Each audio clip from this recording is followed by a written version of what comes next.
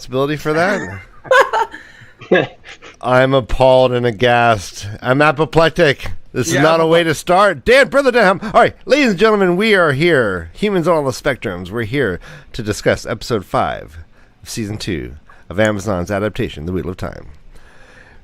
It is going to be a raucous conversation. I think we have some controversial takes as always, but really, I want to start off by saying hi to our new guests. Joining us. Ooh, okay. Yes, joining us are Reese Sedai from North Harbor Podcast and MrHowley of the Golden Horn. Thank you for joining us. Yay! All right. Yeah.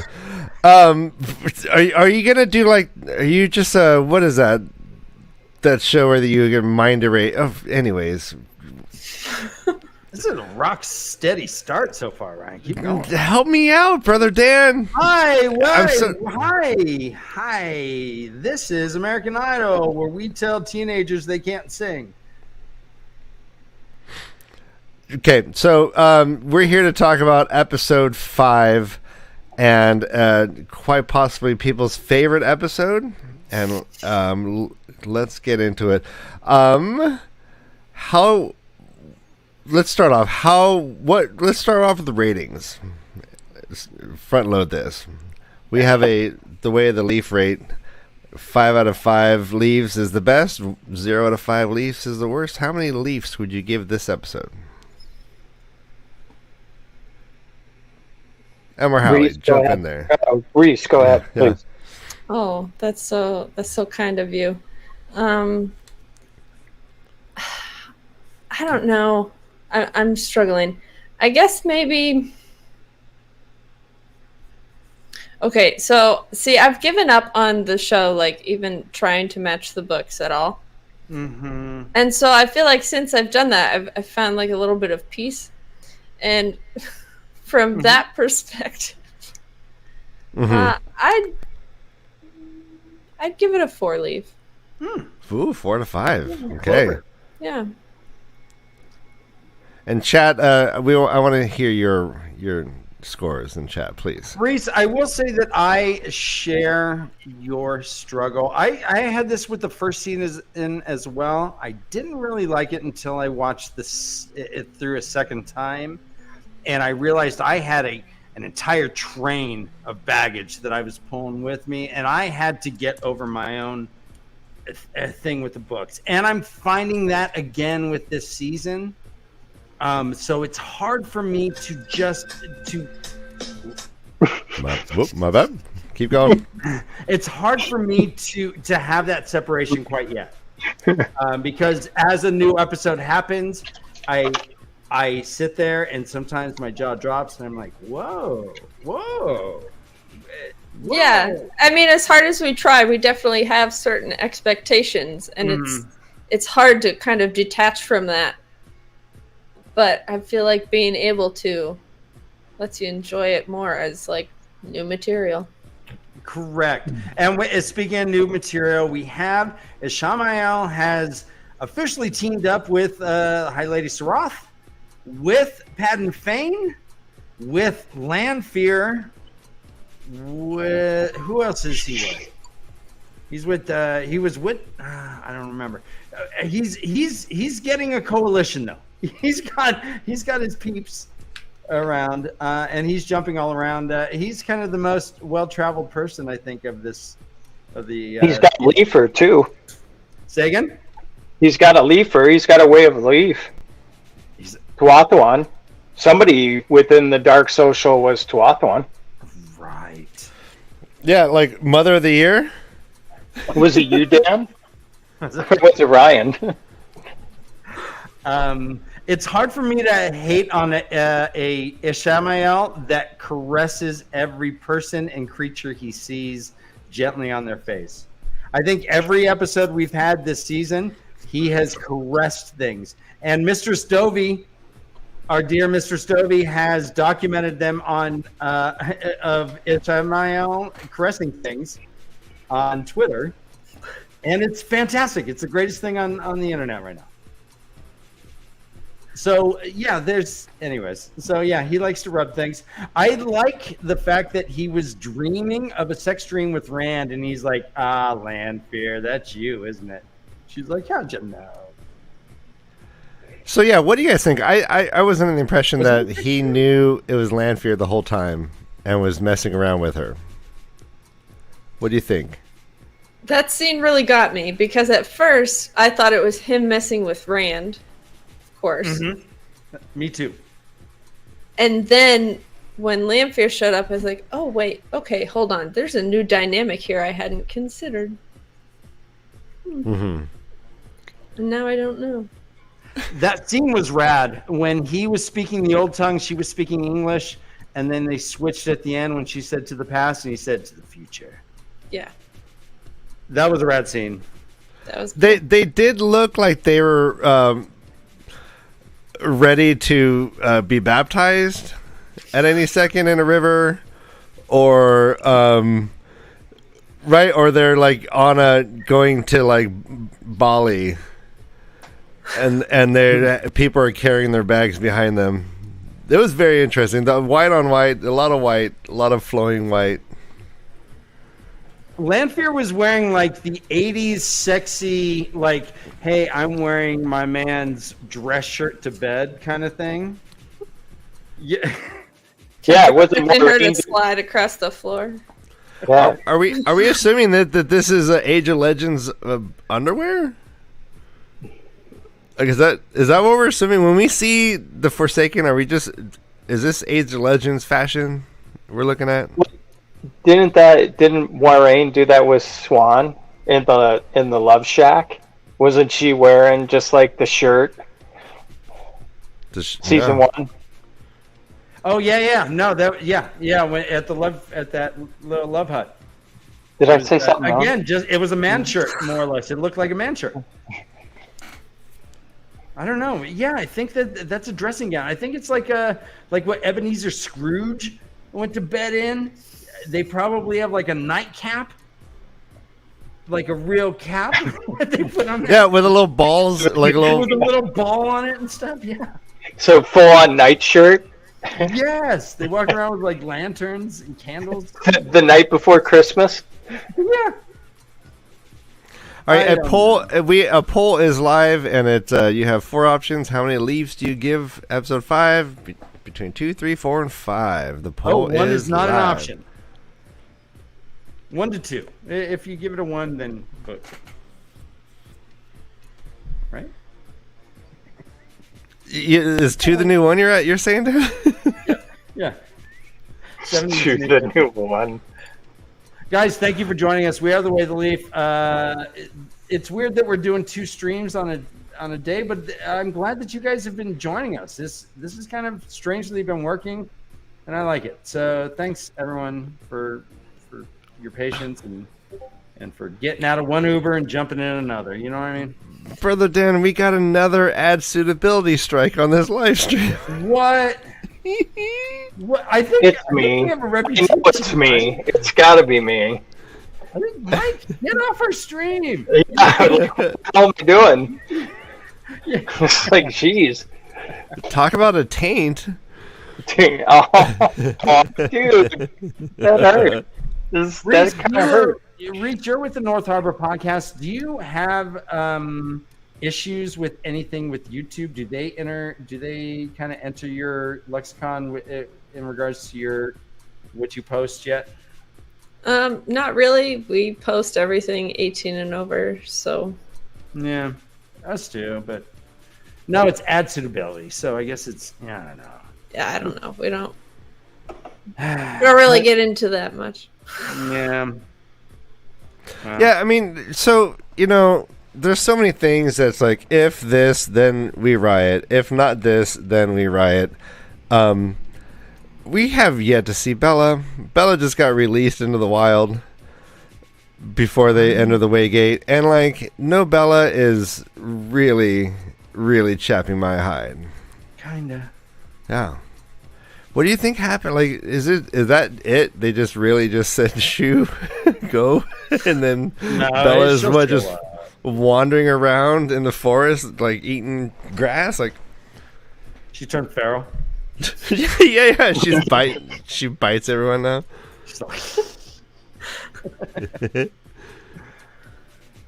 Yeah. I mean, I don't want to get so much into it, but let me just say the changes are large and drastic, and I'm still recovering to a certain degree. I appreciate a lot of the stuff that is going on. I like that we have clarity now that everyone is going to Falm for a reason, right?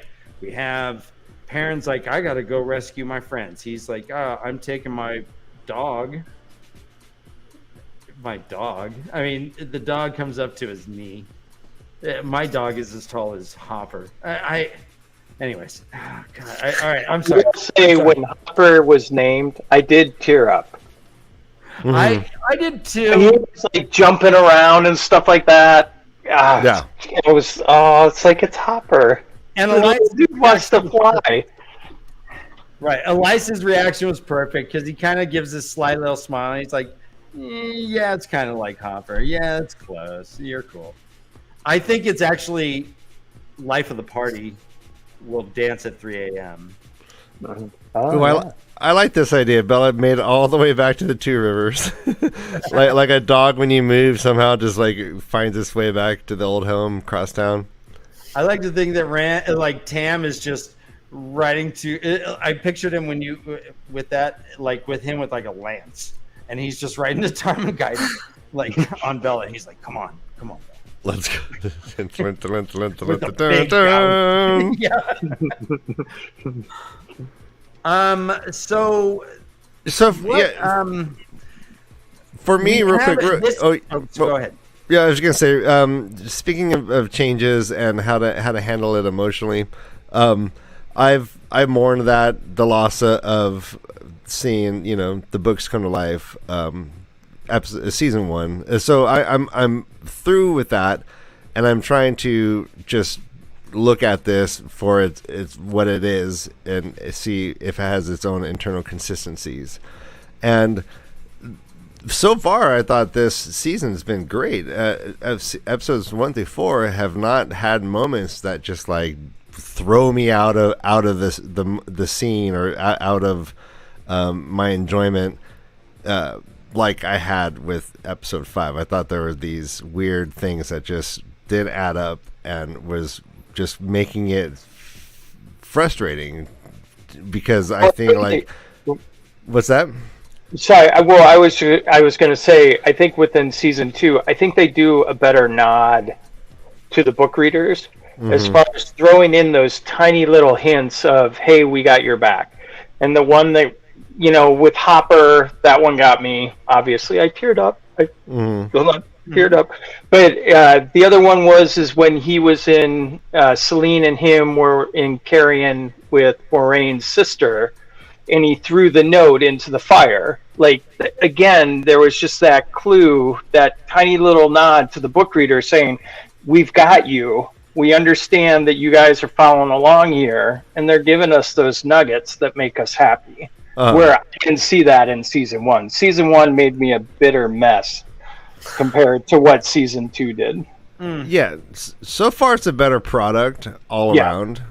It looks great. The just even this like the coloring of an episode from start to finish is always just like consistently great, and even the dark scenes are still lit in a way that I can appreciate them. Whereas I thought season 1 was a little too dark, so they've fixed a lot. And the fight scenes and the action sequences are obviously great. Except I gotta say, the Egwene capture scene, very underwhelming. Very underwhelming for me. It did that kind of thing where the cameras just kind of jerk around and someone's running this way, and then someone's off in some sort of distance at some angle shooting something, and I'm not seeing the progression of it. All of a sudden Egwene's just tied up. It's like that felt to me like slapdash. I wanted that to be more cohesive. So things like that are how I'm trying to analyze each episode, and this episode is the most clunky so far of season 2, but It does. I mean, we got some iconic moments though with "Do You Like to Dance," Paranibera, Hopper naming himself. There is a lot to cling on to, and also LanFEAR being just like one of the most psychotically amazing, badass magic wielders in the history of television. That was amazing. But gotta say though, I hope that they kind of fix some of these things moving forward. Oh, go on. I'm off my high horse. So I will add one more thing in there that's been driving me nuts, and this is a total me thing. So I'm just throwing it out there. You go around any of the palaces or any of the, like the White Tower or anything, there's no tapestries. It's all stone. Like there's no like atmospherics on that level where you have the pictures of former Amarillion seats or whatever. Like that's the thing that's been driving me nuts, and I think if they were to add that element, it would give it another level of warmth as far as the books are concerned, because Jordan went to lengths to describe what it was like walking down a hallway in a palace, and some of that's kind of gone. But yeah, so, and that's and that's that kind of like uneven feeling that gets frustrating. Like some sets are astounding. Anvir's just greeting room alone was just pristine and like immaculate, and everything was perfectly placed, and there was so much detail in there. And then you go to go to Tarvalon, and it feels like you're on a set that's smaller than it should be. And those things kind of go back and forth. And that one scene, this is a couple episodes ago, but that one scene where all the Aes Sedai were outside in some sort of weird circular garden, that pissed me off. I was like, this is such an important scene, and that just felt like such a put together set. So that unevenness is frustrating. But when it hits amazing. It hits like out of the ballpark, and it's always breathtaking. Well, let's focus on what we met Avienda. Avienda came in with a splash. She took the role of Gaul in the books. Gaul was the captured one who had tow to Perrin. I am interested to see kind of how this tow is going to manifest itself, especially when she says, I mean, if you want to fuck, I'm down. If nice shoulders.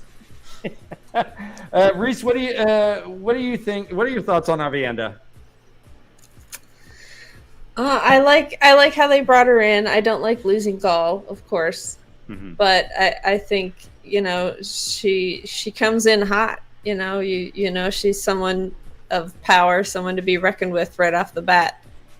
I do enjoy how she assumes that Perrin's going to make noise when he picks up that hatchet, and then we see that he was going to do it quietly anyways. I thought that was kind of fun that she just sees him as a wetlander and assumes he's coming in swinging. So why is she alive? I mean, why would they in their right minds keep her alive? Do they have some sort of end game with her?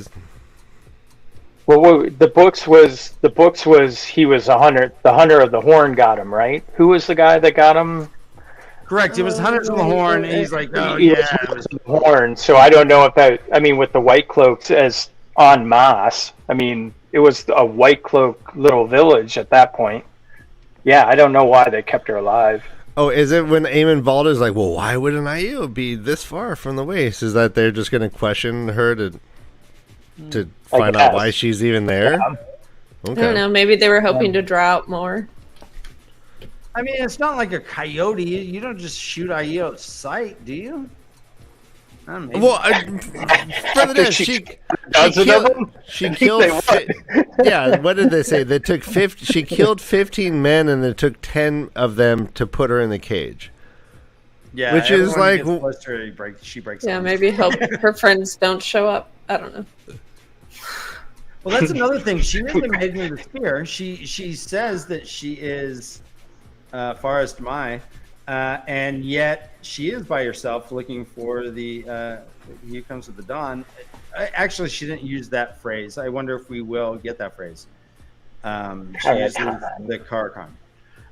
But yeah, she's by herself. I guess just like Gaul was. You know, I don't know. So one thing I'm just thinking about is I remember before even episode 1 of season 1 came out, we were talking about how are they going to like handle the different kind of accents that we meet throughout Randland. And it seems like they're not doing accents. People just talk the way they talk. Are you getting that sense? I'm not getting like a cultural, this culture talks like this. I guess maybe Bill Doman did a little doobie, but that was not that much. He said it like once. It seems like, which is one way of solving that problem, because I remember thinking like that would be awkward if like all of a sudden like the Shanchan are like, hey, howdy, y'all come back now, you hear? Yeah, like if that would have been awkward, and specifically like racializing different groups through an accent can actually, it's a troublesome place. So I just found it interesting that they're basically like doing away with it and letting people talk basically however they do almost. Well, I thought that the Shanchan just had American accents. Yeah, I agree with Reese. I can't tell because I'm American. The evilest race in all of Randland is American. I love that. It's about time. High fantasy is just so filled with Brits. Let's just spread the wealth, right? Golly. Is Tuan going to be like a valley girl? Like, oh my god. Oh my god! She has like a little chihuahua in a bag. Oh, so she's like Paris Hilton, like that's her voice. Hey, that's her voice. Okay. She's like, that's hot. Her voice says, "That's hot," but Tuan doesn't say anything. I am so the daughter of the 9 moons. You know who I am. I would say one of my favorite parts of this episode was Varen. Let's talk a little bit about Varen. What do you guys think about her? I would think overall she's great. I think part of the scene she was in, it was kind of forced. Like the whole library scene where the other Brown sisters are like jumping all over her and fawning all over her. I was like, what is that all about? Hated it. And the whole the scene with oh God, I can't think of her name. KayK Fleetwood. Leandrin. Yes. Thank you, Leandrin. That scene also for me was kind of forced. But I mean, for the most part, yes, I love Varen. Who doesn't? I mean, she's just a spicy little minx. But those two scenes kind of, those were kind of rough for me. Are we doing full spoilers here, Ryan? Yeah. Yes, we are. Yes, we are. Okay. Will Varen be Black Aja? Reese. I mean, I don't know. I kind of hope so. Like, I was interested in the scene with her and Shiriam because I felt like there was a bit of a like power dynamic between the two of them, and I couldn't tell if it was just Aes Sedai or if it was more than that. But at the end of the scene, I remember thinking, I wonder if they know about each other. I thought the same thing. I like that. Yeah. What do you think, Mike? Oh. I'm sorry. I was so enthralled with that answer. What was the question again? Well, as far as like Varen, so totally. Heartbeat. For me, it's like if this thing goes 8 seasons, and at the end of the 8th season, all of a sudden Varen's Black Aja, all the non-readers are going to be like, "What the fuck?" They're going to have the biggest mind fuck the way we did in the books. So I think she's totally black.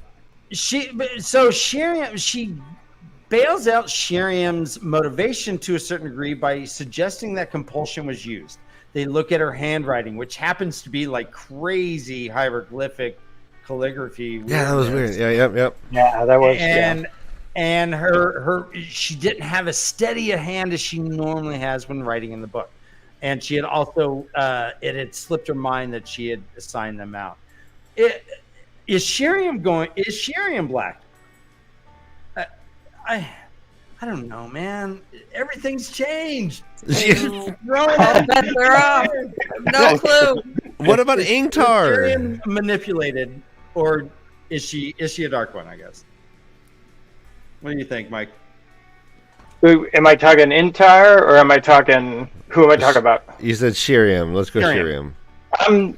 No. To me, based on her character, it seems that she's so embroiled into the White Tower, she's kind of clueless to the external affairs that are going on. I think she's kind of clueless on that level. Okay. I'm going to end the poll soon, so if you haven't been able to vote now. Let us know how many leaves. Do a new poll. Ask them if they think that Sheriam is going to be. I'm on it. You are so good, Ryan. Ryan, I love you. I'm the goodest. You're the. I love you too, Brother Ryan Dan. too. Ryan's the best. I love everyone here.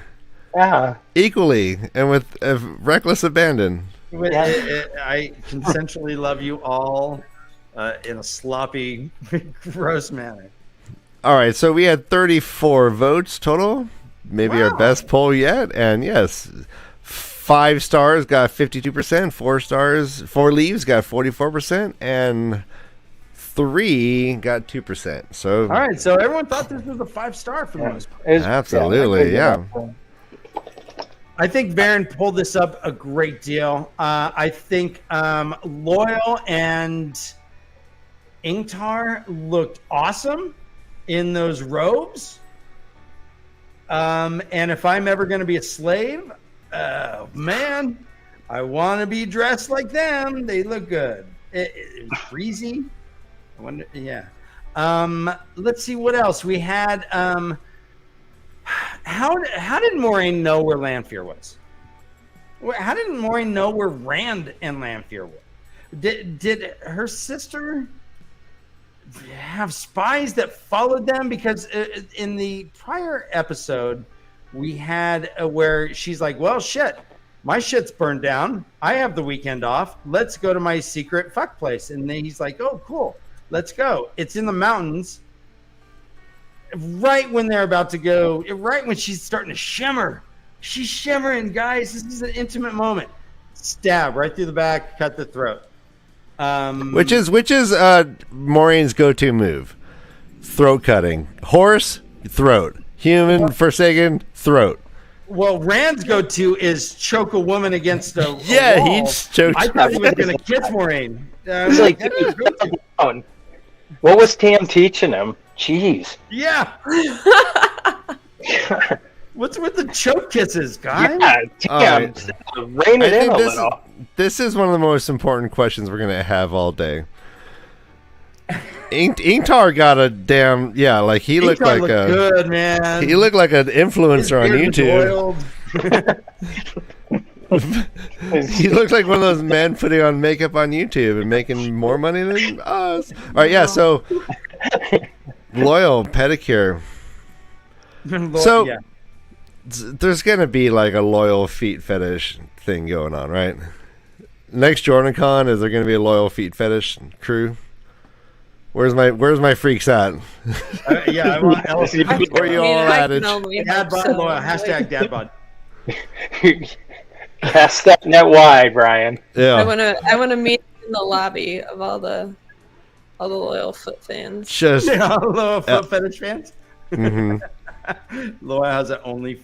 Dovie's got to be on that list. Oh man, I was.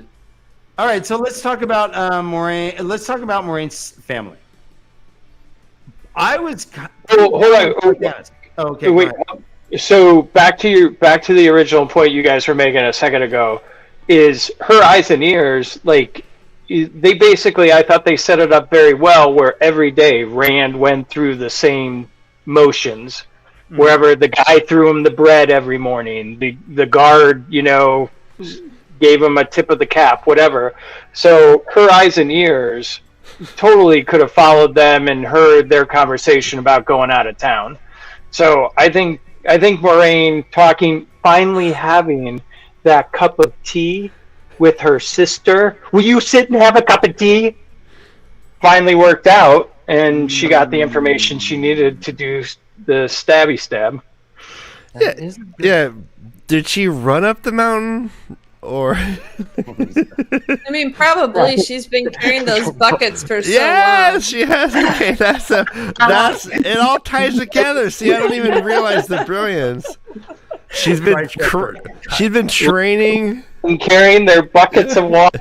She's got glutes of Quendiar, man. It's traps. Nice. Glutes of Quendiar. Oh, all right. Yes, the new poll is live. Is Shiriam going to be a dark friend in this show? Get your votes in. Yeah, I would have said for sure, and then Varen confused me. Also, we need some likes on this motherfucker. You guys, there's more people here. There's double the number of likes as people watching. More people voted. Get to clicking. Ryan, more people voted than liked. Get to clicking. Oh, that's messed up, guys. No, hey, it's fine. I'd rather support democracy. Give us the Fonzie aid. Hold on, I'm going. Jeez. I'm getting there. All right, and while we're at it, we do have memberships available through YouTube. It's a new thing we're trying out. So if you want to support the channel, feel free to click that join button, which is right by the like button, which is right by the subscribe button. And you know what? Here's what I suggest everyone do. Pretend there's an invisible T right behind that word, and we'll all share a joint. Nice. Well done. Yeah, hit that joint button. Hit the joint button. Sans T. All right, back to the feet discussion. We gotta give props. Only Stumps, thank you. I don't know if he likes his feet being called stumps, but yeah, he might throw you through a boat. So watch out. Speaking of stumps, hey, they're well sung stumps. All right. New member. I'm tearing up. Well, I have to sit there going, you gotta hit the join button. Hello. It's like crack cocaine. We will have a. Hold on. You know it is. Hold on. What can we say is the cocaine button? It's now we're totally not ad suitable, Ryan. I did it again. I'm sorry. MrHowley, you are a bad influence on us. Let's look to the future. So I personally am pretty stoked to get to see Nynaeve and Elaine hanging out.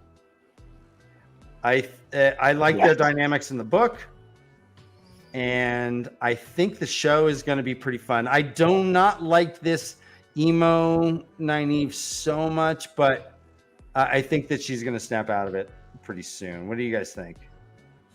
Yeah, I think so. I think they've set up a really good basis for the Nynaeve Elaine relationship with like the room, like get out of your own room scene with just a look. Mm-hmm. And like, yeah. And they haven't hung out much in the show, which is true to the books. You know, it was Egwene and Elaine that were hanging out because Nynaeve was already an accepted. So, I don't know. It's kind of interesting. I'm looking forward to that. Do we think we are going to see this season the horn blow? Hey, that's a little personal. The horn blow in a parking lot in front of gross dudes. How's that? Mm-hmm. With a fake sunburn, rap video going on. Blush. Do we think that Donald will blow? I'm gonna throw something out at you because I don't know about the horn being blown. Because if you go back and correct me if I'm wrong, third episode, where was the premonition that Min had about Matt? That he was going to stab Rand. Right. So my thought process there, my take on that is that is going to take place instead of him sheathing the sword in the battle above Falm, is that Matt stabs him so he has that wound in his side moving forward. Like, that's the case. That's just me extrapolating on the books, or that's my hot take, or whatever you call it. So I don't think, to your question, I think that's where that's going to happen. All right, another poll's going up. I love that. So let's follow up on that. Is Matt altruistic here, or is he compelled by an evil force to stab it? I mean, is he the only way to save my friend is to kill him? So if I can extrapolate on that, I think this is the arc that kind of follows the book, where Moraine kind of held the evil at bay with Matt, and it still is with him with the dagger. And then after this season, next season, he goes to the White Tower, totally gets cleansed, where everybody pulls out the evil from him, and then he becomes the badass Matt that we know. That's the extrapolation of my theory there. But I'm totally wrong. I know I'm not. Or I know I am. I know I'm wrong. What if it ends up being something like, instead of Rand trying to, so the scene in the stone where he's trying to save the little girl, what if instead in Falm, after the battle, he kind of loses control and can't stop, and Matt's only way to stop him from destroying everything? That's so naughty. I like that. That is so cool. You're naughty. I like that. I like that theory. That's actually, I like that. Sorry, I like that. That's cool. All right, so let's back to my question then. Will the horn be blown? No. I'm kind of with you, MR. I don't think it's going to be blown. We only have 3 more episodes. Reese, what do you say? I don't know. I mean, it seems like it would be a lot to get it in there, but I feel like they're building the horn up too much to not blow it. It's will we see it, though? Or will Matt blow it? Or one of the Conscience instead? Jesus, get a hold of yourself, MR. MR lost it. That happened too fast. I wasn't ready for it. Let me get situated. She's a wordsmith. She is. She knows exactly what she's doing. Sorry. I'm so sorry. North Harbor. Okay. To the North Harbor. North Harbor. That was great. Okay. All right. What else, man? Ryan? Okay. Well, I know you have so many notes. Well, I have a lot of. So I have predictions, and I know other people have heard leaks. People are talking about leaks in the chat. I don't want leaks. I don't want to know.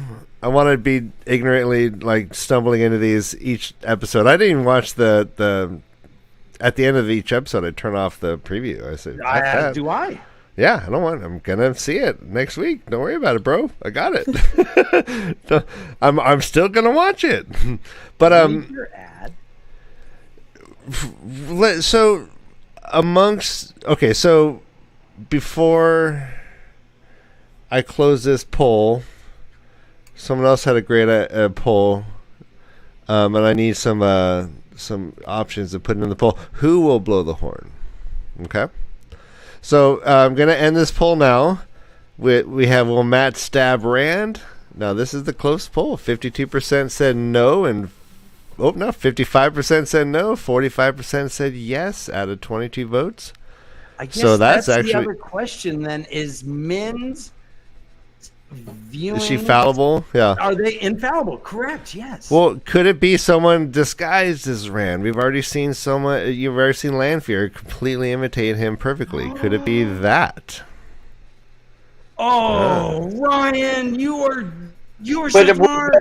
But I would disagree with that because in her viewings, it was of Matt and Rand. They wouldn't show a fake Rand in her viewing, right? Because it was Matt was the primary aspect of the vision of. Yeah, that's a good point too. Oh, sorry, didn't mean to bring it down. Oh shit. No, but I was thinking the same thing watching her visions is, with the show, do they definitely come true, or is it just a possibility this time? We don't really know yet. I don't believe they have ever said every time whatever I see always comes true. And that was a reoccurring theme in the book. She did have the fever, whatever that fever dream was, or whatever that was before she was talking to Ishii about her sisters throwing her in the chair and being like, you're going to do this, is going to happen to you, this is going to happen to you type of deal. Yeah. So that might be a tip of the cap to that. It could be, yeah. Crazy black wig. Correct. But as of now, we don't know that everything always comes true. We know that she is somewhat clairvoyant. She sees things. She was a circus freak. As a result, her family took advantage of this gift, and it was very traumatic for her to the point where she crossed over and became a dark friend. Guys, Min's a dark friend. She became a dark friend. Yeah, I don't even know how to get rid of the thing that saves Rand over and over and over again. But is she a dark friend? Well, is she being manipulated? Is this something she's seeking out for her own good? Did she make the oath? I don't know. I don't know if that's necessary to be a dark friend. I think a lot of dark friends are manipulated into doing these things. It's just like once you're or Dina or whatever first season. Yeah. Well, and I had that question a couple weeks back. Like, can you be a dark friend without actually swearing the oath? Like, just by the actions you take, by the people you work with, can you fall into becoming a dark friend without purposely doing it? Reese, how would that work for an Aes Sedai who is sworn to the oath wrong? I don't think that. I think that. I think with the Aes Sedai, it would have to be rather definitive. All right, Nomengarden, you're regular correct. People. Here comes a new poll. Is Min a dark friend? Ryan, you're a pole dancer tonight. So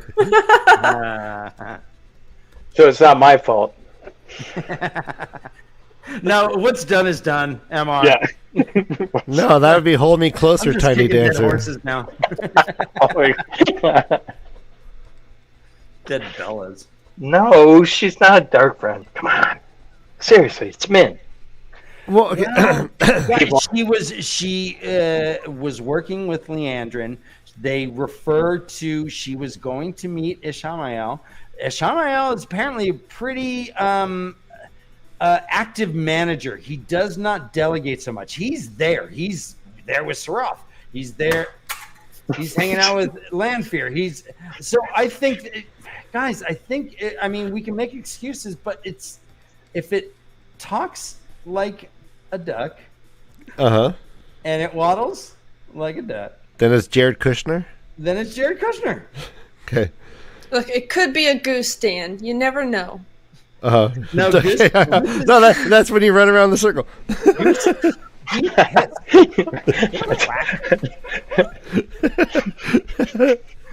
I always wanted to be Goose. I was like, please goose me, please goose me. I'm gonna catch you. I'm gonna get you, motherfucker. Go ahead and goose me. I'm gonna catch you. And you knew you were gonna sweep him and grab the leg real quick before you even got out of your seat? Yeah, you trip him. Yeah, you get him right away. No, my move was just like grab the Chairmon, throw it over the circle at him or her. Everybody ducking. Did you guys ever have to play Heads Up 7-Up when it rained and you couldn't go play at lunch or recess? where you put your head down and you like put your thumb up, but everyone always peeked. You're looking at shoes, so if someone like touch your thing and you're like looking, you're like, all right, the person with the brown. I never peeked. What? No, I never peeked. None of us ever peeked. What was 7-Up? Heads up, 7-Up. It was like it was like Snakes and Foxes. You couldn't win unless you cheated. That one, you got me on that one. So everybody puts their heads down on their desk and puts their thumb out in front of them. And then other people go around who have been chosen beforehand, go around and push people's fingers down randomly. And if your thumb gets pushed down, when they say, okay, heads up, you have to try and guess who pushed your thumb down. And you look at the shoes. And it's always the one you wanted you had a crush on. You gotta show off this shit. Are these like the video games where it's like the Salem witch trials where everybody goes in and they try to figure out who the killer is? Yes. My kids play them. Oh. The little space people. Like, don't you figure out the space people who did it, who didn't? MR, you got to get your kids something besides a Commodore 64. Yeah, come on.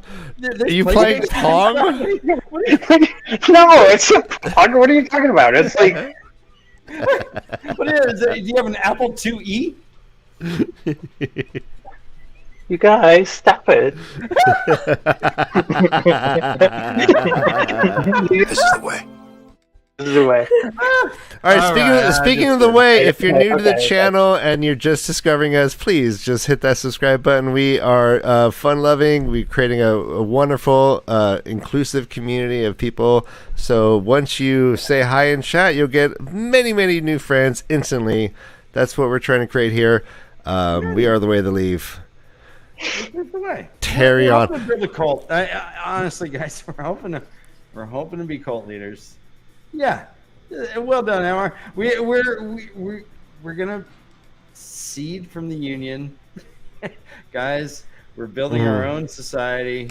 This is the way. You are chain links. We're all linked together so people can beat the shit out of us. Yeah, punch us. Go ahead, punch us. We're just gonna link arms. All right, let's do some predictions. Do we believe that the DragonReader family will somehow regret Moraine coming in? Right? I feel like they might have hinted at something happening. She said you should have come here. Was awesome. I liked Barthanes. I'm sorry, but Barthanes was You just rad. want his hair, Dan. He had cool hair. It was like wavy, but then long at the same time. I wanted his hair. It seemed like it was short, but it was super long. It was like the douchiest hair I've ever seen in my life. It was. He was a little Trump. He's like, boy, can you believe it? Here I am. I'm gonna be the little Baron Trumpy. Jeez. He was very congenial, Brother Dan. He was. I liked him. Him. So do you think any negative things will befall the DragonReader family since Moraine has popped back up? I mean, the Dragon Reborn's in their castle. No. Or whatever. Okay. Well said, right? They have a castle? Is that what they have? They don't have a castle? What is that? It looks like a manor. Yeah, Dragon Reborn is in their castle. The Dragon Reborn's right there. He's in Winterfell. Educate me on this. Who's the queen? Like, who is he marrying? Like, I didn't make that connection in the book. Bartholomew is marrying who? The queen. They said it. The queen. Yeah, they did. Okay. Thank you, Light Blinded. God, Light Blinded Fool. He's a freaking genius. Galadriel. Who is she in the books? Is there a Galadriel in the books? Galadriel sounds almost wasn't more it the king though? Yeah, wasn't it? In the books, it's King Galdrian. Yeah. LBF. Galdrian, and Galdrian is to, if I'm not mistaken, isn't that who Tom kills? Yep. Yeah. Yep. Oh, look. So there we go. All right, so I heard there was supposed to be a real big fireworks display for it, but something happened. Oh, way to go! Yeah, Wow. You imagine like the bureaucratic mess up that was though for the guild. They a Luger would be so spicy. They had a contract. They were doing this thing for the king, and suddenly, like, all their products gone. They're like, "Oh, we fucked up. Our house is burnt down. We owe the king money." I'm sure the king put down at least 50% deposit. Yep. I mean, somebody was definitely getting fired for that. So. Yeah, you son of a goat, Talmuz. Mother of a goat. Bloody Talmuz. All right. Mother was a goat and your father smelled of elderberries. Let's check in with the... Okay, is Min a dark friend? Well done, Reed. Yeah. I'm so impressed. Nice. Well done. All right. 31 votes. Is Min a dark friend? 97% said no. New poll. What? Guys, we have the receipts. Why are you not trusting your eyes? God, why do people wear these things? You did seem surprised to see him. You are who instructions you follow. She said, "Oh, I'm gonna leave," and he's like, "No, don't leave." But she, I don't know, man. She didn't leave. Is Ingtar a dark friend? Hell yeah. Yeah. Let's talk amongst yourselves. Yeah, I mean, he did have that quote. He did have that conversational line with Perrin when he said, "You might ask Pat Fane why he did what he did. You might be interested to hear his answer." Was that the big reveal? Was that the big hint? Oh yeah. When he said that, I was just like, "I'm sorry, what? What did you say there?"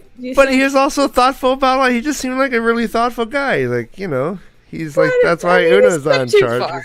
Guys, as of right now, Ingtar is no one. I know! He's like or two lines. I am not emotionally invested in Ingtar at all. So I know they got us with Steppen in one episode. We love Steppen. So I think they're going to do a saga of Ingtar where suddenly Ingtar is the main character for most of the episode, and we're going to get to know him. We're going to love him, and he's going or hate him and then love him, and then he'll die, just like in the books. But as of right now, there's only 3 more episodes, I remind you, and we don't know who. But our our non-readers, our show watchers had no idea what the name of that guy was at all. He's just the guy with Loyal. You know, there is no association with Ingtar at all, and I think that the book developed that emotional connection through the portal stones, through him seeing his life over and over and over and over. And when you have a dark friend, so anyways, I'm hoping that it's not going to be just flippant and like, oh, Ingtar, he was bad, but now he's good. But it doesn't. We don't care yet. Right? The only thing. The one thing that I would add to that is that the Dark Friend social, because he's the only private now that Uno's out of the picture because of the Golden Horn. Thank you. Now that Uno's out of the picture, at the Dark Friend social, there was a Shinaran under the table with the little girl looking around. I thought that's the one nod to him within the shows. No, but Pat Fane killed that guy. Killed what guy? He killed a guy. He killed a guy with a shiner. They showed his vestment. It was the same bird. But there could be more than one. Right. That could be a sleight of hand, but... See, I think he could still... Go ahead. Sorry, I think he could still be a dark friend because... You know, even with the limited time we have, because, you know, not every dark friend is going to be of, like, high note. You know, like, some are just, like, they're making sure tiny things go the right way. Like, not everybody is going to be super pivotal to the plan. Some dark friends are just kind of there.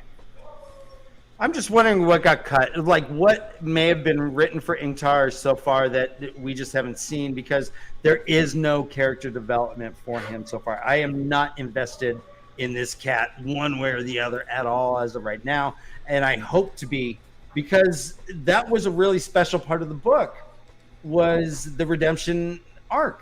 Yep. And so far, it's not an arc. I think it's just going to be a sledgehammer. Sledgehammer. I wanna be. Sledgehammer. Little train going around. What else about this? What else was in this episode? We had Avienda. Well, LanFEAR. We had LanFEAR. We haven't talked about LanFEAR. Did we have Did you talk about the whole Moraine with Logain?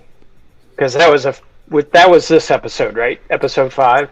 Because that was the last episode. Previous, all right, but all right. no, Melting together. Yeah, we can still talk about it. Yeah, that's one of my favorite scenes. And like she automatically knew when she walked in the house. She's like, "Sister, I need a bottle of your best Galdean Red." Yeah. Like, and you're like, "Why the hell?" But sorry, I didn't mean to derail. I went back to episode 4. And she's like, "All right, I'll have one brought up. It'll take like 1 minute because I have an entire cellar." But I just want to have tea with you. Can we just have tea? No. Will we see another Forsaken arise this season? This season, and if so, who? Well, it's either Mogideon or Grendel. That's the two he named, right? Or LanFEAR named. I'm going strictly off writing. So here's what's interesting is they mention. So she mentions, Mogideon is a nut, Grendel is whatever, and the boys. As of right now, are they reborn? What is, or is it they're just like, all right, we're back, so they'll be back soon. So, or I mean, Ishamael was there and raised LanFEAR. So we would think that Ishamael would be a part of all their births, bloody births, right? I mean, are they in the world right now? They were like mentioning them like as if they were around. I don't know. Are they around? Maybe. How many Forsaken are born right now? I don't know. Maybe he feels like they're too much to keep track of all at once. He's like, yeah, I'll just keep track of one at a time. Yeah, I mean, maybe it could, Brother Dan, to your point. I'm a micromanager. She could have been talking as if she just knows they're coming and they're going to be relevant, or they're relevant already. But like, it's not necessarily clear. I don't agree with Chad. A lot of people are saying that at the end of the season we're gonna get a Forsaken reveal. I don't think that's we've already got it. You know, it was very dramatic. We got the LanFEAR reveal. I don't feel like that's enough of an ending to the whole season just to be like, oh, and here's number 3. So but I do like the idea of Asmodean being the next one out. That'd be great, coming out rocking like a Y'all ready to rock? Like Aerosmith in the Walk This Way video, just like breaking the wall. He walks out with their scarves, tied to his microphone so stand. many scars. That would be awesome.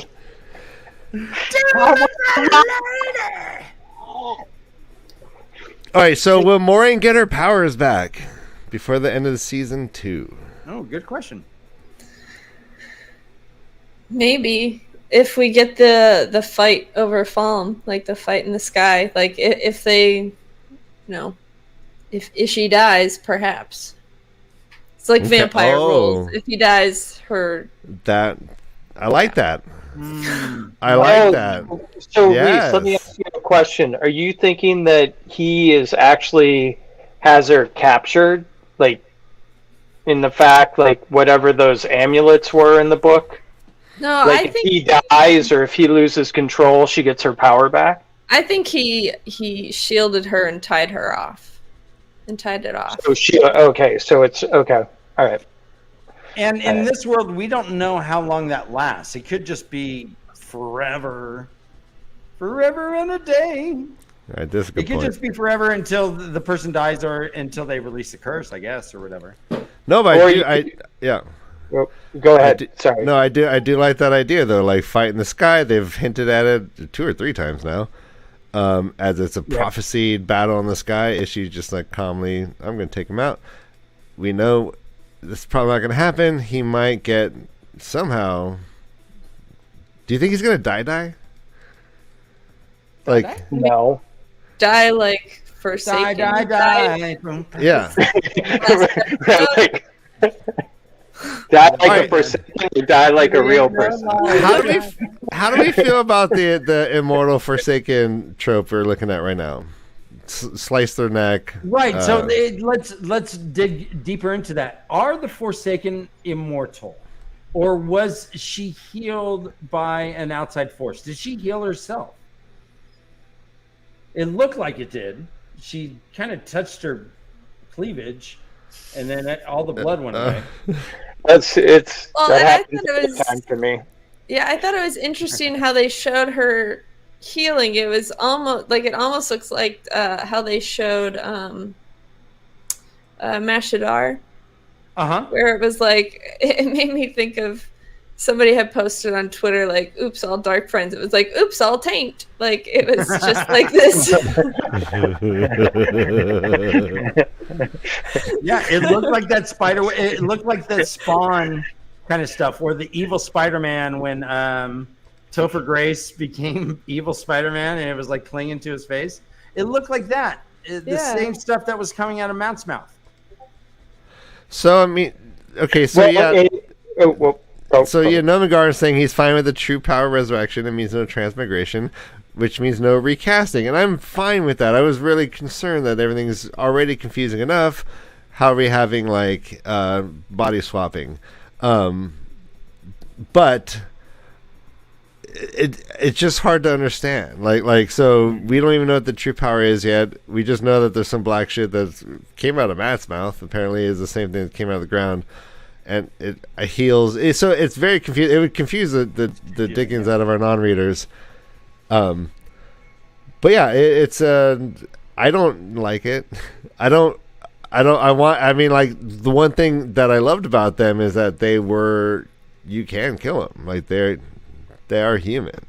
Right. In essence, like you trick, that's, you don't have to, anybody can kill a Forsaken if the circumstances are right. I can see why they did it, but I'm with you, Ryan. I don't think it's as elegant as it could be.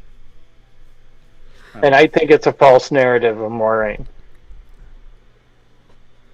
What? What? Well, she doesn't know, right? She doesn't know that.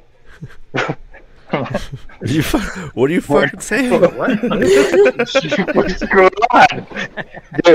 No, I'm just saying. She's like, oh, the Forsaken live forever. She doesn't know. But she was right. She even said that. She said that earlier. She's like, we don't know. Like we don't know the material of what happened in the Age of Legends or what powers they have. Like, I think that might be a false narrative on her part. So like she's throwing seeds of doubt as far as them being immortal. But she was correct. She did come back. This was a deadly attack that LanFEAR healed herself with. I mean, two deadly attacks. Like she stabbed her through the heart and then slit her throat. She had to come back twice. Like Yep. Maybe she's got one extra life. Who knows? But the dark one, it's, again, we've seen throughout the books, and I'm correlating here, but we've seen throughout the books when a Forsaken has died, the dark one's been like, okay, I'll let you live again. This time you better not screw up, but I'll let you live again this time. And So- that's kind of what I thought they were replacing with this. Like, rather than go through that whole explanation of, like, oh, you failed, you died. Now the Dark One's bringing you back in a new body. They're just like, no, these bosses are much harder to kill. And I kind of like it because it makes them much more formidable, where it's not like, oh, you just like stab them? Oh. Yeah. But they are not. What does it mean? You just got to cut their heads off or something? You've got to do like the vampire thing in order to get rid of them? I figured That's what we don't Hellfire. know. Only way to kill a But like but that would then. Everybody speak at once. Oh, I'm so excited. I don't want it to be Balefire is the only answer, because that kind of that bastardize that whole narrative of what Balefire means and the temptations of it and how it ran develops with it. Yeah, I would hate for that just to be the answer. You just gotta like pick them off one at a time. I agree. Beam of white light. Yeah. Balefire, I am equating to Harry Potter. It's like the Adaba Kedavra or whatever, the death spell. The three forbidden? Yeah, it's a forbidden. We don't talk about that, Brother Dan. Oh, what? You don't talk about the forbidden curses. Sorry. Abacadabra. Gwendolyn bullets. And so the Abacadabra is forbidden, and it would suck that that would be the only way to defeat like the flesh eaters or whatever. I don't know. So how do you think they'll handle Balefire in the show then? I think Moraine's going to go up and slap Rand in the face. Don't ever do that again. No Cat Swain? It's going to be Moraine? Either or, it doesn't matter. Just some woman slapping Rand in the face. Yeah. Reese, I like your question though. So, will Balefire reverse actions like it does in the book? Ooh.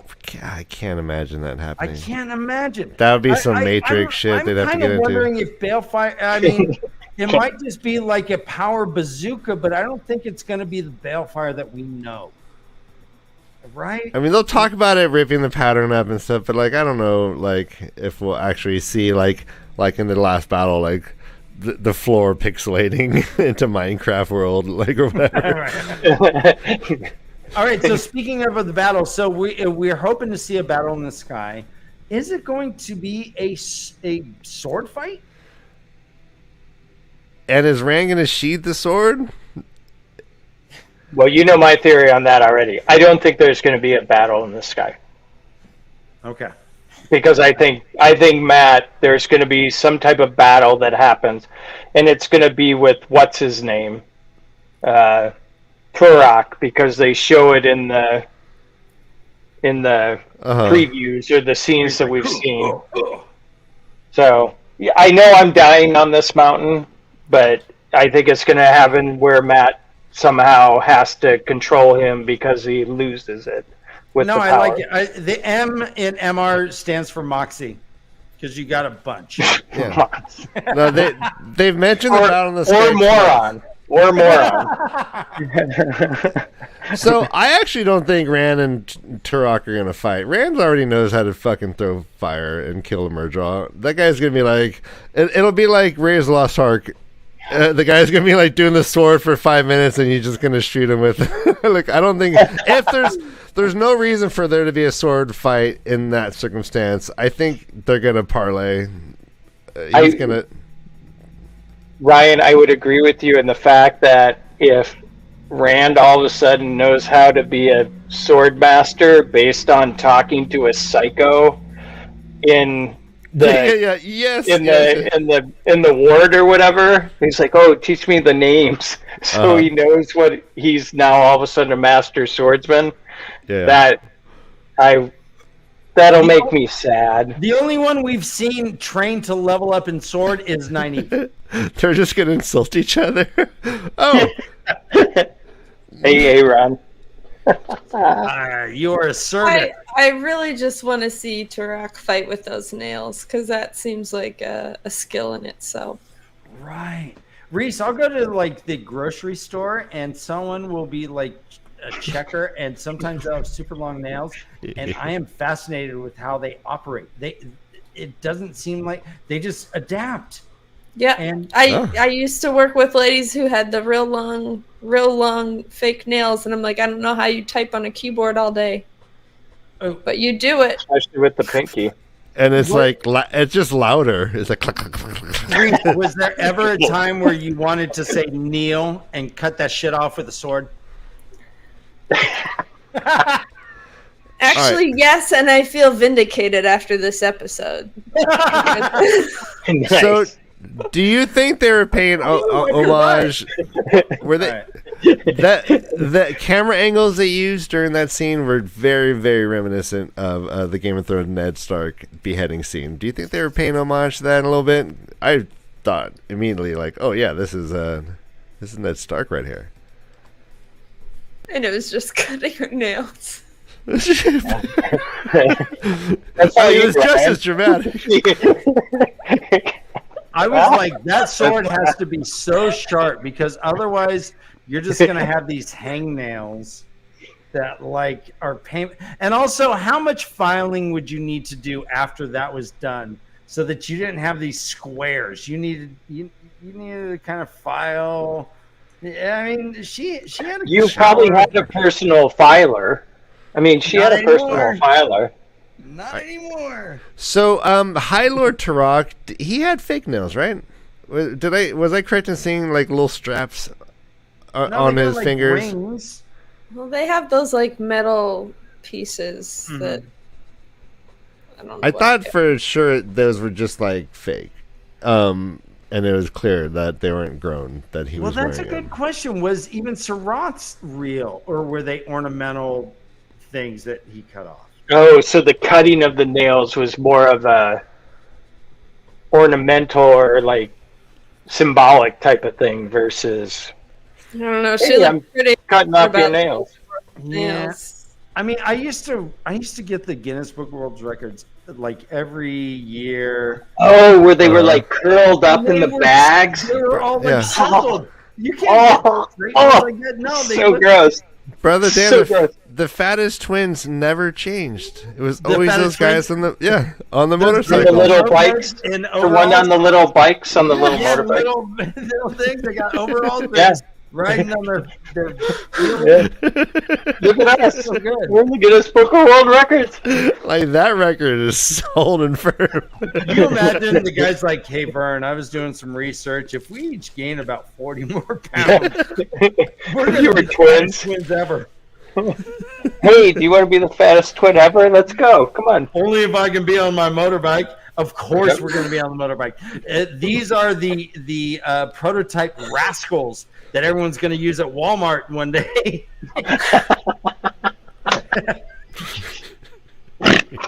Oh, you made me snort. Oh. I'm a little rascal. Yeah. Oh, bring it down. Guys, this is the second stream. Puppets get a little unruly after midnight or whatever. Well, okay. Any more? I'm thinking about predictions. So we're gonna see Avienda meet up with other IEO, correct? Do you think we're gonna have like an IEO battle with more than like 10 IEO? We heard they're going to be like one of the biggest battles in the history of television or something like that, right? Isn't that something we heard? If that's the case, then who all is battling? Why would the IEO be at Palma? They wouldn't be that far from the wall. But if they do it in place of Tyr, like if they don't storm the Stone of Tyr, maybe they storm Falm. Maybe they'll storm Falm instead. Why would they? Why wouldn't they? Brother Dan, who's gonna? Wait a minute, Reese. Shove it to him. Furthest from the waist as you can get. The waist is way over here. Tomon head is that penis thing that's jutting out, into. Are you afraid of a little walk So they have to wetlander? go from the waist way over here. Yeah, they're just gonna jog down there, Way Dan. over here. It doesn't make Teach your sense. horses there, Dan.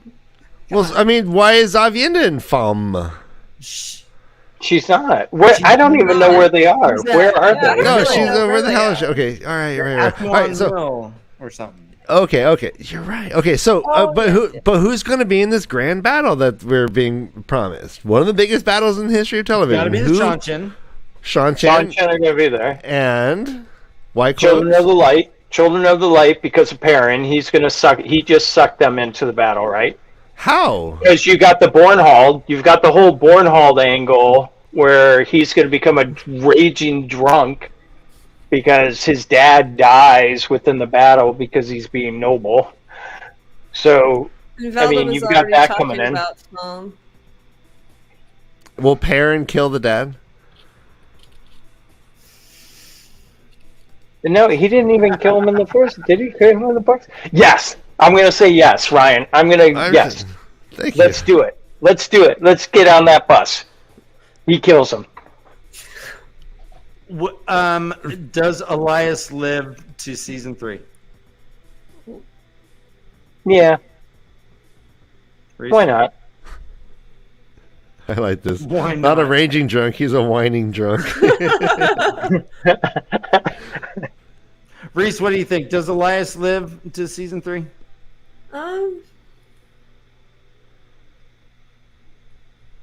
I mean, I want to think so, but at the same time, I feel like America would accept his death better than Hopper's. America. I think you're right. I think he is exhausting his use. He's told Perrin his path. He's given Perrin his D&D familiar, and I think he's going to die in the battle. Hot take. Because I mean, if Hopper dies, there's people that don't know are going to be very brokenhearted. But So that's another thing. How is Teleran? So will the wolf dream be as vivid as the Forsaken in Teleran, or will the wolf dream be a little different? It's got to be different. Will it be as Yeah, realistic, it is. or will it It's be already more different. fiction shit, And is Perrin going to traverse across countries? Well, okay. Well, how about this? See, we just saw Ishii and LanFEAR in Teleran, right? Correct. Yeah, it looked normal. It looked normal. Nothing. Yeah, But everything was it static. wasn't the And we wolf had- dream per se. Yeah, and we but they had predicated it. Moraine. We had Moraine kind of explain Teleran to Rand for the first time as well. So we finally have what the dreams are. Okay. Are we Will doing there be a shards? dream? We really doing shards in the show too? I mean, Wait, is that like the whole pants thing? Or no, that's a shart. Sorry, my bad. Sorry. What when you Right, sorry. I am so sorry about that. What MR when you fart and it kind of has a little company? Yeah, little something happens, and you're like, whoa, I gotta go. I didn't know I was carpooling. What are you Yeah, doing? wait, what's that smell? Sorry. oh my god. My bad. I went down the wrong Yeah. road there. Air shouldn't be wet. Dream Yeah. shard. Awesome. Again, thank God I'm sunburned. Oh, You look great. I really like that goose down thing around your neck. oh thank you. Yeah, Do no, you want me to flip? it gives me like a Handmaid's Tale vibe to it. Will any of our Emmons Field 5 reunite together? Okay, in terms of Matt, Rand, or Perrin, will any of them see each other in the flesh before the end of season 2? Well, Matt's gonna stab him, so yeah. Well, is that going to happen this season though? Yes. Or, yeah, according to you, yes. Hey, all prophecies must conclude within one season. That is a television rule. Well, it seems like there's going to be Except for the stars or the blinking lights. To me, there's going to be two locations. There's going to be Falm and there's going to be Kyrian. And that's where Min is taking Matt to Kyrian. I don't know. I mean... And I wonder if they were going to meet up first with Moraine and Rand and use the ways to get to Falm. That whole group, if they're going to meet up first. The ways was used really lazily this episode. And that was... In the books, that was... Or no, where did Perrin and Fael go? Perrin and Fael. In the ways? That wasn't going to Falm. They went that was with Gaul. They had Gaul and where were they going? And Fael wasn't talking to Perrin. Yeah. And said, you got to walk behind us. It was really annoying. But where were they going? But where were they going? Two Rivers. Oh, the Two Rivers. That's right. The Two Rivers. I'm sorry. Okay, good. Will Lan? That's where the whole Varen angle comes in from the last show. Yeah. Okay. Right. Will Lan reunite with Moraine by saving her life? Oh my God, they're so bitter. I know. Will he? They are. Will he finally get the love he deserves, Moraine? Mike, I from love you Moraine? so much, man. You're so those two are so bitter at each other. It's unbelievable. Such a bad breakup. They need to communicate better. Yeah. What do you think, Reese? They need to want to communicate better. That's the first. that's the first step. Well, I mean, here's the thing. In any relationship, so I've been in a relationship for a while. MR, you've been in a relationship for a while. Yes. We've all had relationships where we know that, yeah, we're in a good relationship, but if I wanted to, I could end this in an afternoon just by saying shitty things. If I wanted to be super shitty, I could, and just destroy everything I've built. This is wow, brother. Okay, wait a second. Where are we going here? Guys, We are every seeing a person new in side of Dan. relationship- Do we need to hug? Like, I'm hugging. every How do I hug relationship Brother Dan? has this power and chooses not to use it because it would be destructive and not good. But I hug you. So Moraine chose to use that power. She's like, I know that this will affect you. This will break your heart. And we all have that. We just don't say it, right? And so she said, yeah, we're never equals. Whether he misinterpreted what she said, maybe she was saying no because you're so great and I'm so shitty. But she knew what she was doing. She was like, I'm snipping this in the bud. Well, and one of the things I wonder with the show is that they haven't really clarified whether or not she was shielded or cut off. Mm-hmm. Does she still have control of the bond? Because Lan seems to think that she does. Yeah. Which is weird because at the not? It doesn't make any sense because at the end of episode 8 he's like, "Oh, unmask the bond," and she's like, "I can't." Right, but so admitted like, to him. He won't. Then now he's acting like she has agency around that. It was that was odd to me. But And also so like I can't tell what she's doing. But maybe Lan can't admit the truth to anybody else because that would be like the big reveal. Like, you know what I mean? Like maybe he was lying to the warder.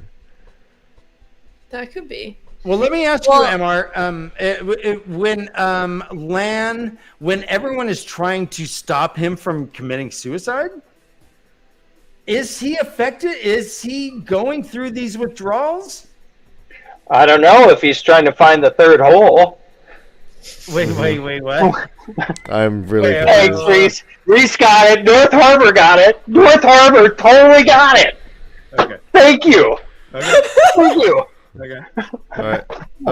No, but I mean, maybe it's a human thing, Dan. I don't know. No, probably didn't get that. Yeah, I don't to get tell you the truth, I have no idea because it doesn't make sense as far as the way that he's reacting, right? Because he's not showing the signs of depression. And maybe this is where episode 5 of last season is actually coming back to the forefront, where he totally lost it and killed himself. And Lan is not showing that type of behavior. He's more lost in the woods as far as, she won't talk to me. She never tells me anything. I feel so bad. I just want to help her. Women, so right? I don't think it has anything to do with women, because I think Moiraine is driving him to Nynaeve. Like, I think Moiraine already sees that roadmap, way earlier in the TV show than in the books, where she's like, "Hey, Lan, go there. Get over me." She must have known they boned through the bond. Yeah, she probably. Well, the bond had been masked for like 6 months or something, though. No. See, that's what happens after a long relationship. The masking of the bond becomes longer. You kind of forget it's up at some point. Yeah, so sometimes before early on it was never masked, and then after a while it was masked for like a week, and then a month, now years. So yeah, I'm thinking that when he masked the bond, when she went to have sex with Swan, she just never put the bond back on. She's had it masked right since from that. But he knew. I'll well, tongue in cheek. Yeah, he's like, tell Swan I said hi. No, I think he said when they left and they were like, "Oh no, where's Rand?" She goes, "She masked the bond." Mm-hmm. Yeah. Yeah, so she must have turned it off and on like a light switch. And the whole thing about the other guy being masked all the time from Elena is like, then why are you bonded? That makes no sense to me. I kind of like that was from a book perspective. Sorry. No, I like that. I like the fact that it was like, and Lan was like, "Whoa, does White Tower know about this shit?" It seemed that it was devious behavior. It wasn't supposed to be this way, but it seemed like it was on a subservient, like on a dirty level, that a lot of people were doing this stuff.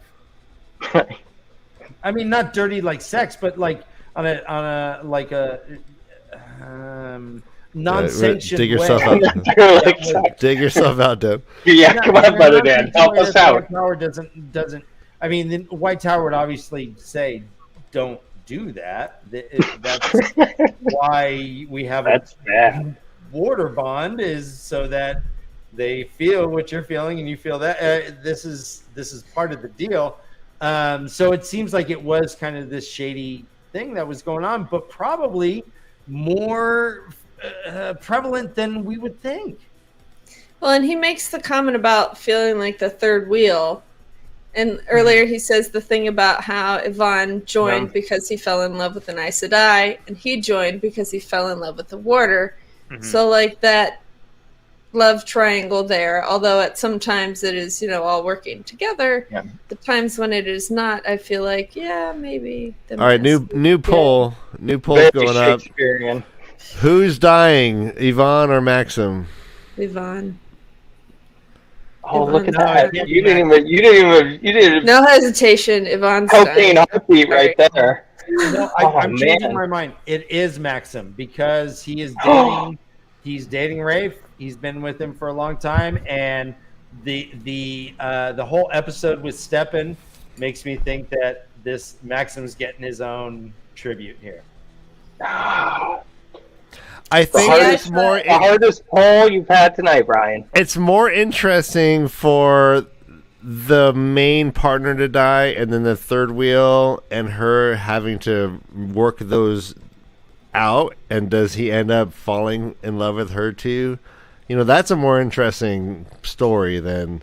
And that's killing. What I thought. That's what I thought. Just because Maxim had made the comment about feeling like the third wheel, it's like, then him dying would be like, not that you want to say easy, but it would not be as heartbreaking. Whereas if Yvonne died, both the Aes Sedai and him would be heartbroken and have the bond torn. And I feel like that's a lot of layers that could add some depth to those characters. Yeah, for sure. Yep. Let me revisit the question I asked, because I don't think I got an answer. So, Lan, the fact that he is not suicidal, it seems to be handling this pretty well. Does that indicate that the bond was not truly severed. That's my prediction. Mm-hmm. Just because I mean, I don't know. If it was masked, would you feel the severing as much? I don't know.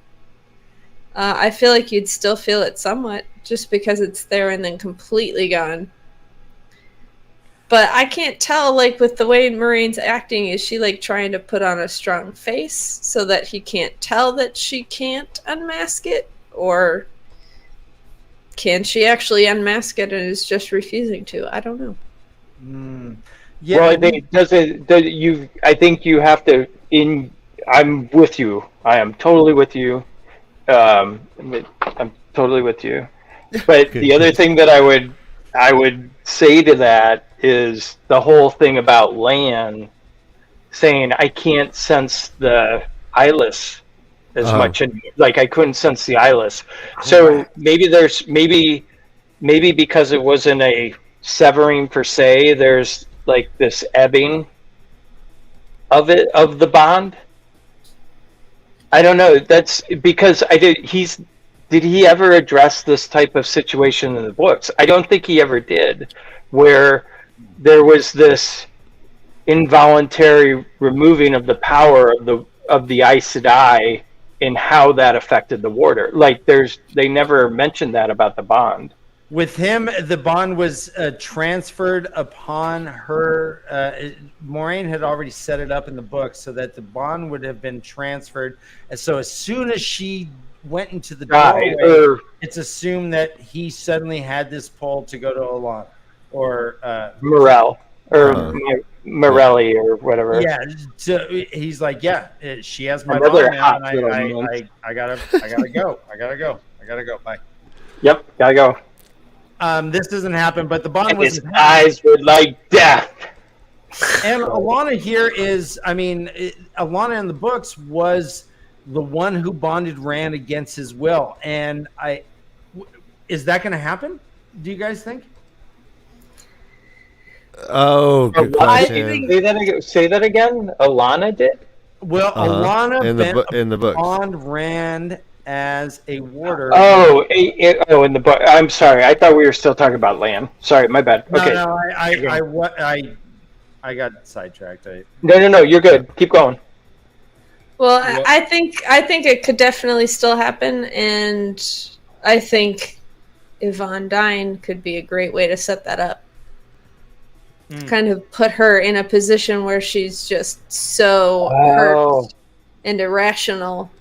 Yeah, that raw. She's like raw, emotionally raw.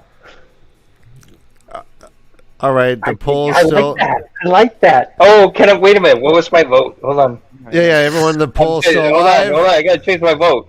Which of these lovely warders are dying?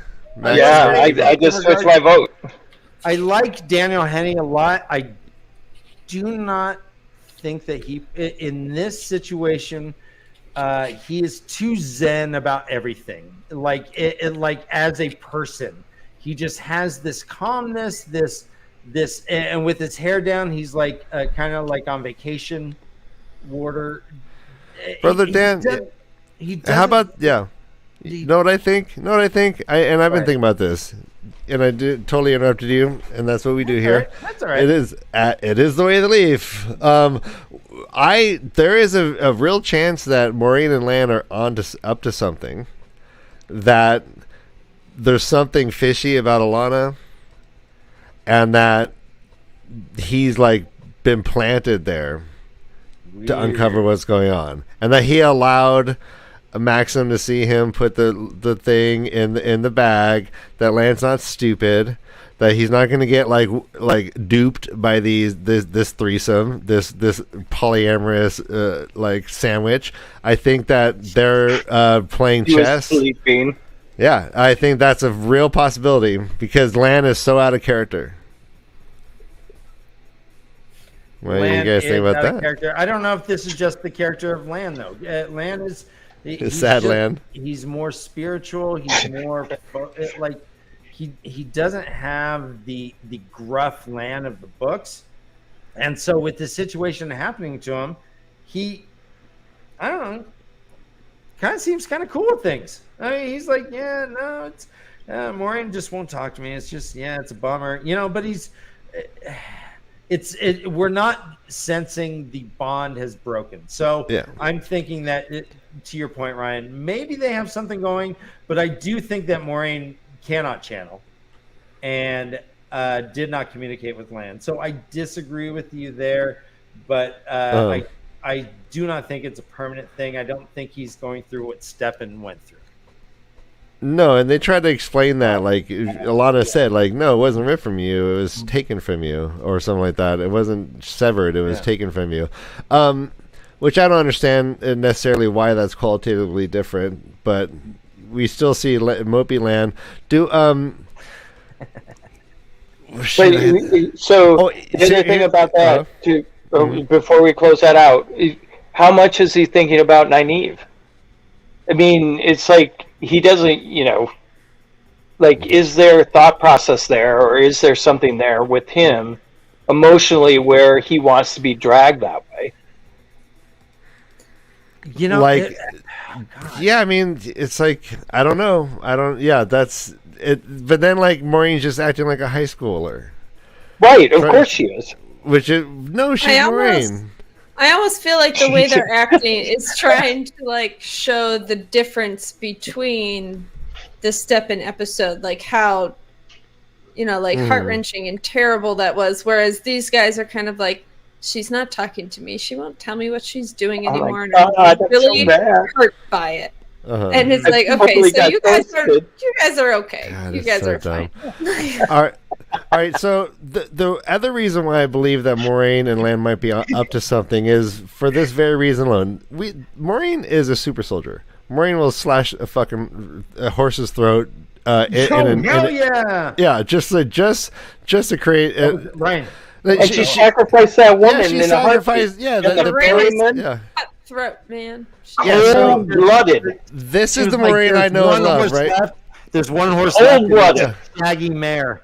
I know, but check this out. So why would Lan not be an asset to her in anything she's doing, whether or not they're bonded? You said that. Why would he not? I mean, why would he not be a Lan buns to her? Like he is a super soldier herself. So for someone who's on a mission to save the world and would use any asset to her advantage, pushing Lan away never made sense to me. Why is he not her butt rock? Lan would have butt rock. Nice. But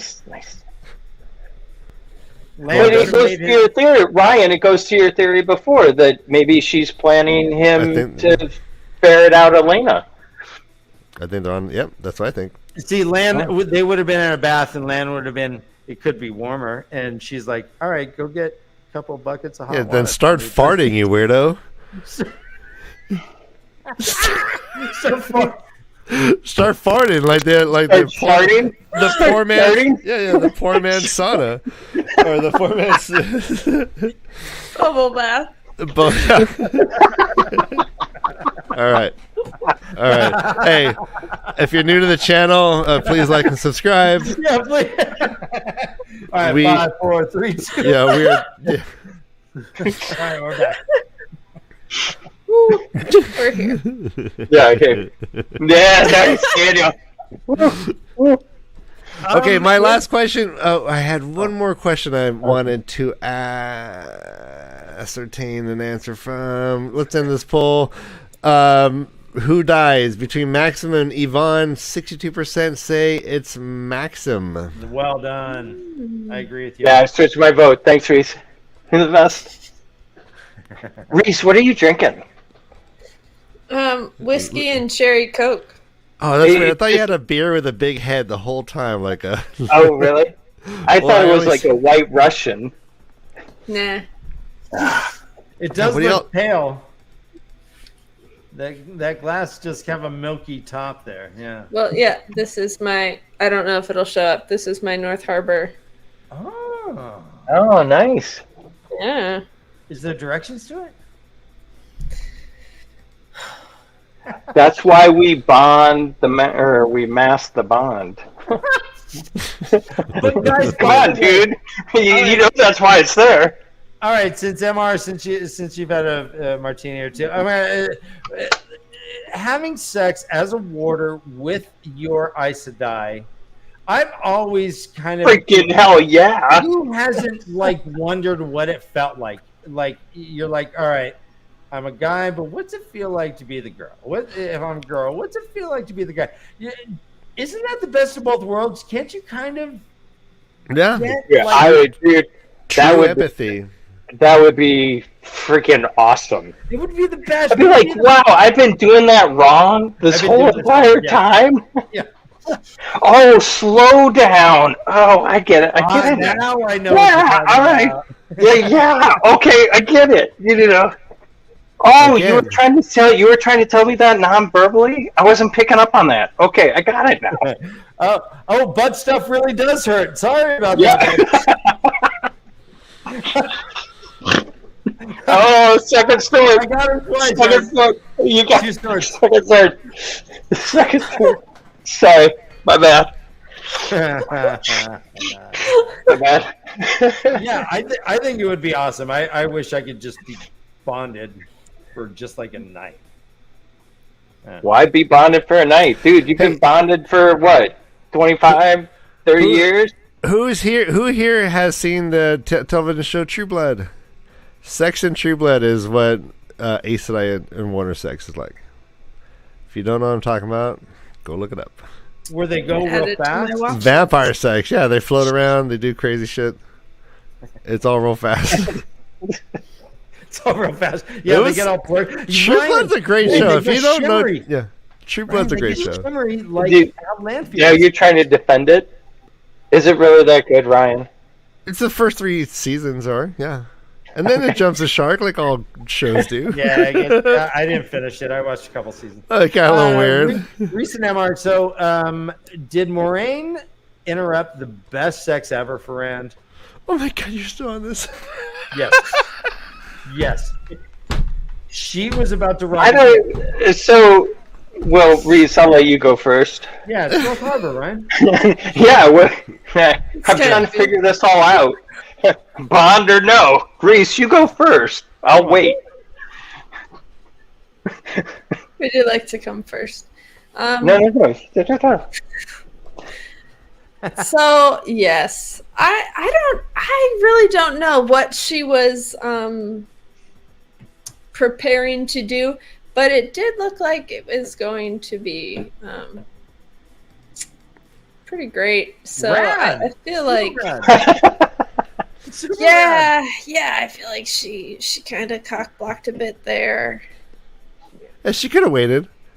She See how it developed a little bit and then stabbed her. Or When waited. I first saw that scene, I was trying to decide, was that like how Rand saw, like how they were going to show Rand's like tingle when Aes Sedai channeled? Oh, With like the clear ripples of the power.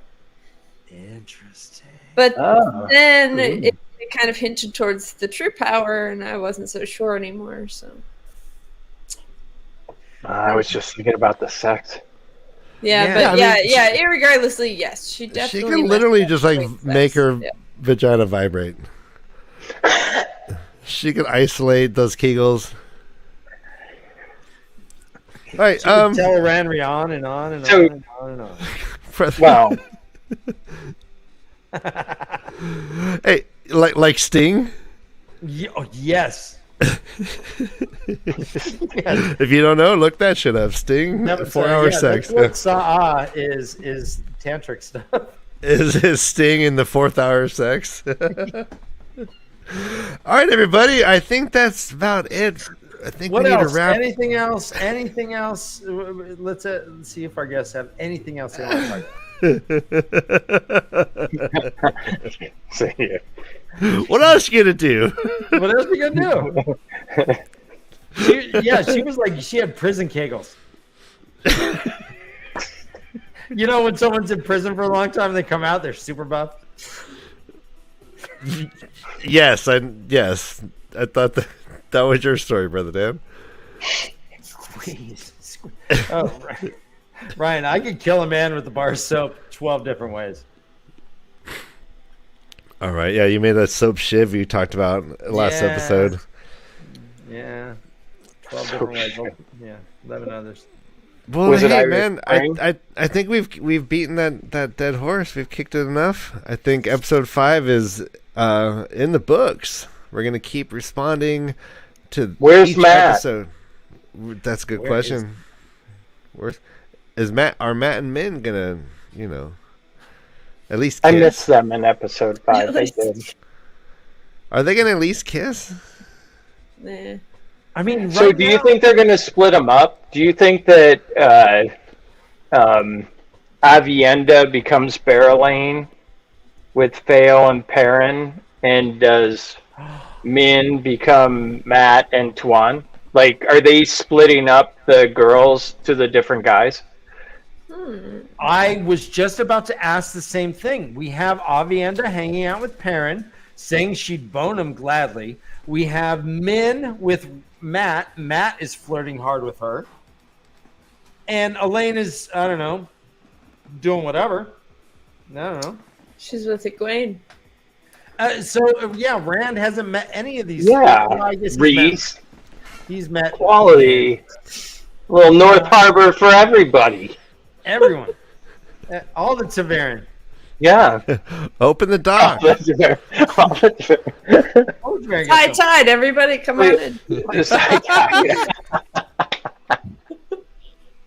No, but I mean, so seriously, Brother Dan, just to finish the thought, do you really think that within the series or within the TV show, they're actually going to split them apart? Like, they're not going to try to establish that Rand is, screwing everybody, LanFEAR, Min, Avienda, Elaine. They're actually going to break them off into the different...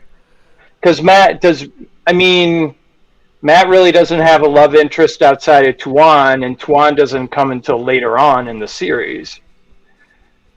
Matt has various love interests, but his interest just wanes very quickly. Right, he's a one-night stand kind of guy. Yeah. That's a very interesting question. Right now, we have 2/3 of Rand's potential wives hanging out with his best friends.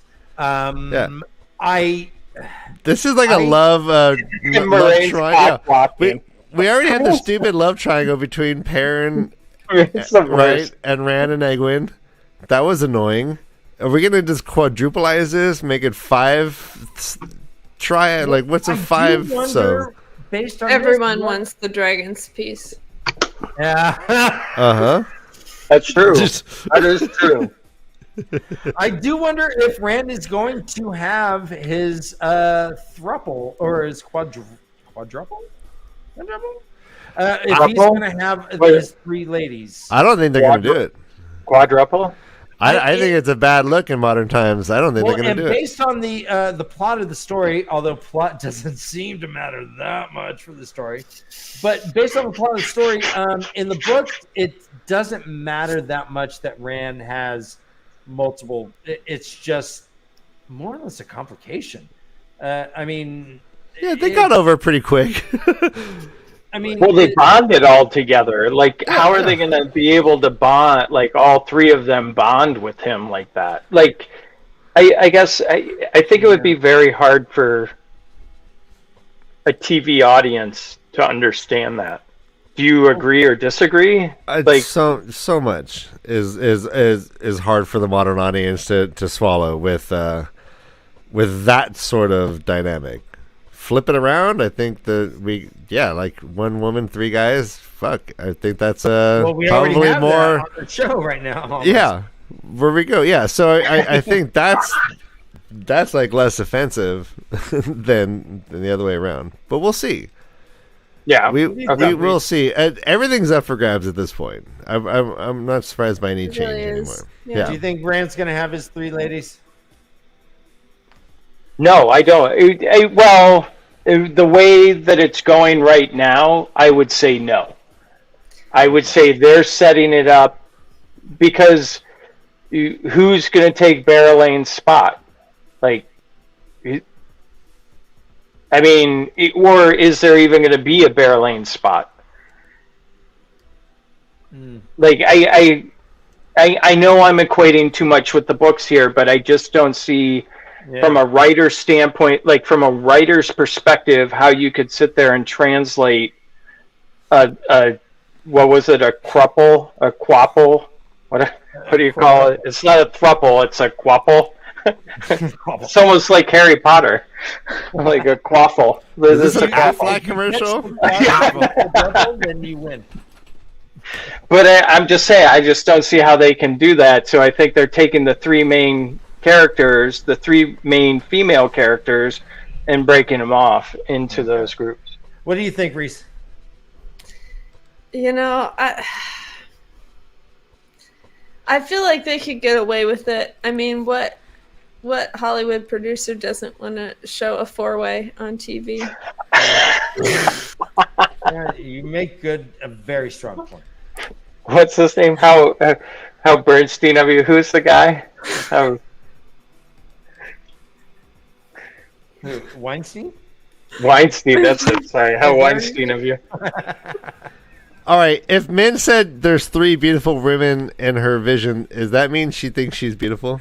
That's pretty narcissistic of her. Yeah, So look at, there's two chicks around me. Look at the three hot women around you, Rand. It's pretty arrogant. Yeah, that's I forgot about that one. So that is a chink in the armor for me. Okay. Yeah. All right. Well, let's. Further down, I gotta get going. Yeah, let's wrap Oh, up. we gotta go. Guys, we do this every week. Every Sunday, we are going to talk about the episode. We'll be here next week with guests. We'll talk. We'll speculate. We'll probably get most things wrong. We're also doing a first-time reader show every Tuesday. We are just starting a Path of Daggers. Yeah, jump on board. You want to remember what it was like to first read the Path of Daggers? Well, we got some amazing first-time readers who will. Yeah. We do videos with our non-readers about the show. We do 2 shows on Sunday now. The only way that you can get all the information is if you hit subscribe and hit the bell to get all notifications. It'll let you know when we're going live. And the joint button sans T. Joint button sans T. Yeah, and our show is much better with a full chat that's hanging out and engaging. And you guys are awesome, and you make us awesome. So thank you. Thank you, Reese. Before we go, plug North Harbor. What do you have coming up next? North Harbor. Let's see. We're almost through A Memory of Light. If you're not aware, we do chapter summaries of the Wheel of Time. We are taking it from the rear. So, starting with A Memory of Light. Yes. You started at the last chapter? Yes, we started at the end of A Memory of Light and went backwards. We're almost done with A Memory of Light. And we are doing some episode recaps as well. But we haven't actually recorded those yet. But stay tuned. Well, find them on podcast and YouTube, correct? Yes, we're on YouTube. We're on Spotify. I don't know. Things. We're on Things. You can find us. We have a link tree somewhere. Somebody posted it. Linktree. MR? Yes. The Golden Horn? When you said YouTube, I thought you said using lube. Sorry. I'm being honest. Just being honest. We gotta get on North Harbor there. Yeah. So now this whole bonding talk. Wife's gonna be surprised tonight. So Dan, Ryan, thank you again as always for having me on. I really appreciate it when you guys include me in the conversation. So man, we thank you very much. Reese, it's been awesome hanging out with you. Yeah, definitely. It's been a good time. And everybody in chat, I hope you have a fantastic week. I hope everything goes your way. Yeah. Awesome. MR, you have been a long time friend of our show. We're always glad to have you on, man. We love your input. We love your enthusiasm. We love your passion. And we love your sense of humor. You're a good guy, man. Thanks, man. I appreciate it. And Reese, we love having you on as well. You are welcome every time. I like Yeah. I like Dragon Mountain, or was that the Mountains of Mist behind you? You got Yeah, that. something. I think it's Yeah, not- I'm behind on my emails, so I'm sure that Dragon's fine. our invitation to be on your show is somewhere deep in I'm my sure it's right there. I haven't emails. checked it. Yeah. Yeah, Either. yeah, it's buried down there. Yep. Just Uh-huh. keep digging. Because Sure, yeah. Where the net. Sure, it'll come eventually. It's on that thread link thing. That's what she said. We're not All right. this guest. We're the next guest, Ryan. All right, everyone. It's the one after- We love you, and after- we're proud of you. And Yeah, we'll if see you you on haven't Tuesday. yet, remember, run for your lives. This is The Way of the Leaf.